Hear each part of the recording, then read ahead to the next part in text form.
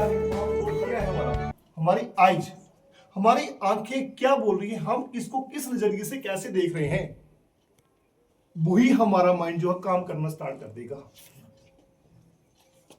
क्या बोला मैंने किया कि यार मेरे मन में क्या आ रहा है सडनली एकदम कि यार मैं इसको किस नजरिए से देखूं। सबसे पहले किसने देखा, आंख ने क्या देखा, किसी को किस नजरिए से कैसे देखा। जब आंख ने देखा तो वही हमारा माइंड जो है काम करना स्टार्ट कर गया कि अब मैंने कैसे काम करना है। से देखा हमारा माइंड जो है वही काम करना स्टार्ट कर देता है।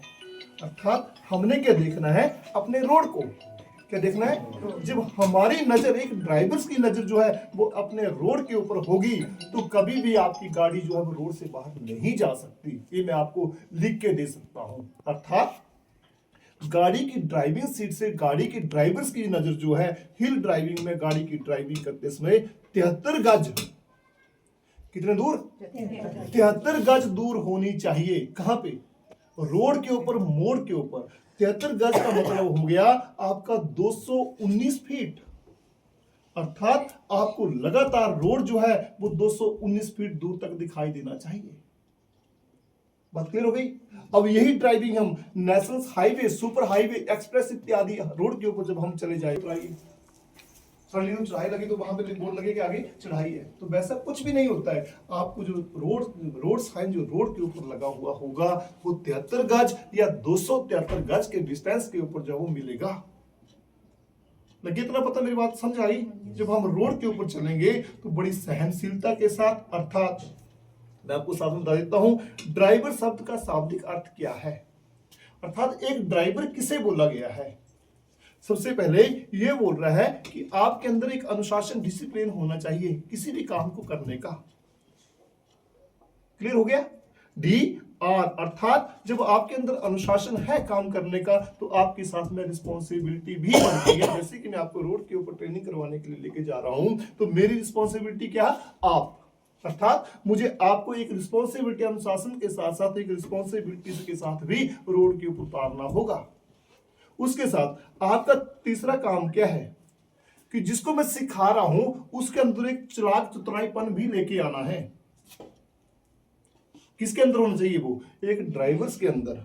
E अर्थात इलिजिबिलिटी ऑफ द वर्क, तो ये बोल रहा है कि उस ड्राइविंग को करने की क्षमता भी आपके अंदर होनी चाहिए। V अर्थात विजिलेंट। विजिलेंट के लिए क्या बोल रही है, दूरदृष्टता। एक ड्राइवर की जो नजर है वो सामने पारदर्शिता के साथ, दूरदृष्टता के साथ भी बढ़िया होनी चाहिए। और E अर्थात इलिजिबिलिटी ऑफ द वर्क, उसको कार्य करने की क्षमता, उसमें काम करने की जो क्षमता है वो भी काफी अच्छी होनी चाहिए। और साथ में बोल रहा है कि रोड्स ऑफ द रूल्स, कि उस ड्राइवर्स के अंदर रोड के ऊपर जो लगे हुए रूल्स है, जो लगे हुए साइन बोर्ड्स है, उसको भी समझने की क्षमता जो उसके अंदर जो वो काफी अच्छी होनी चाहिए। आज की डेट में गवर्नमेंट्स ने क्या किया कि पढ़े लिखे ड्राइवर का लाइसेंस बन रहा है। क्यों बना रहे हैं पढ़े लिखे का, क्वालिफिकेशन क्यों निर्धारित की कि सामने बोर्ड लगा हुआ है, साइन बोर्ड, कि आगे फाटक है। अब उसे पता लग रहा है कि आगे फाटक है, लेकिन उसे ये पता नहीं कि वो फाटक कौन सा है। फाटक दो प्रकार के हमारे पास होते हैं, एक गार्ड रहित, एक अनगार्ड रहित। तो गार्ड वहां बैठा है कि अनगार्ड है। जो अनगार्ड है तो वहां पे कौन सा साइन होता है, जहां पे गार्ड होता है वहां पे कौन सा साइन होता है, जहां पे पटड़ी के ऊपर इंजन उपड़ा हुआ हो, अर्थात इंजन का निशान सामने लगा हुआ हो, उस पॉइंट्स को हम कहते हैं गार्ड रहित रेलवे क्रॉसिंग। वो ड्राइवर तो समझ नहीं पा रहा, अगर वो अनपढ़ होगा तो क्या करेगा, वो अपनी गाड़ी को निकालने की कोशिश करेगा और सामने से ट्रेन आएगी और हिट कर जाएगा। क्यों, क्योंकि वो तो पढ़ा लिखा नहीं था।